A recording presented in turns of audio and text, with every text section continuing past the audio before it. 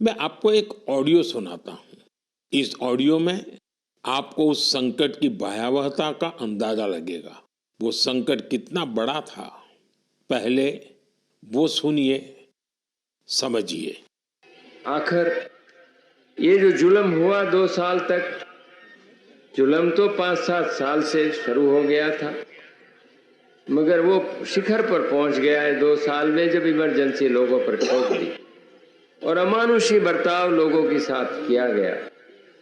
लोगों के स्वतंत्रता के हक छीन लिए गए, अखबारों को कोई स्वतंत्रता न रही, न्यायालय बिल्कुल निर्बल बना दिए गए और जिस ढंग से 1 लाख से ज्यादा लोगों को जेल में बंद कर दिए और फिर अपने मनमानी राज की ओर से होती रही, उसकी मिसाल दुनिया के इतिहास में भी मिलना मुश्किल है।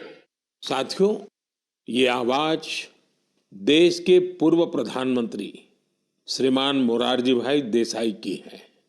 उन्होंने संक्षेप में लेकिन बहुत ही स्पष्ट तरीके से इमरजेंसी के बारे में बताया। आप कल्पना कर सकते हैं वो दौर कैसा था। इमरजेंसी लगाने वालों ने ना सिर्फ हमारे संविधान की हत्या की, बल्कि उनका इरादा न्यायपालिका को भी अपना गुलाम बनाए रखने का था। इस दौरान लोगों को बड़े पैमाने पर प्रताड़ित किया गया था।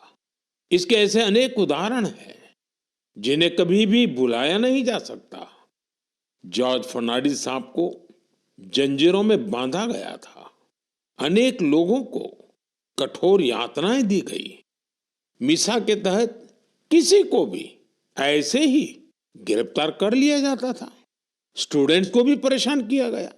अभिव्यक्ति की आजादी का भी गला घोंट दिया गया। साथियों, उस दौर में जो हजारों लोग गिरफ्तार किए गए, उन पर ऐसे ही अमानवीय अत्याचार हुए। लेकिन ये भारत की जनता का सामर्थ्य है कि वो झुकी नहीं, टूटी नहीं और लोकतंत्र के साथ कोई समझौता उसने स्वीकार नहीं किया। आखिरकार जनता जनार्दन की जीत हुई।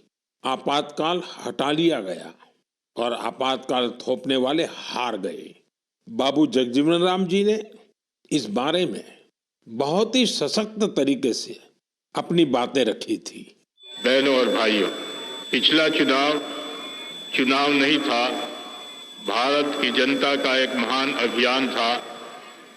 उस समय के परिस्थितियों को बदल देने का, तानाशाही के धारा को मोड़ देने का और भारत में प्रजातंत्र की बुनियाद को मजबूत कर देने का। अटल जी ने भी तब अपने ही अंदाज में जो कुछ कहा था, वो भी हमें जरूर सुनना चाहिए।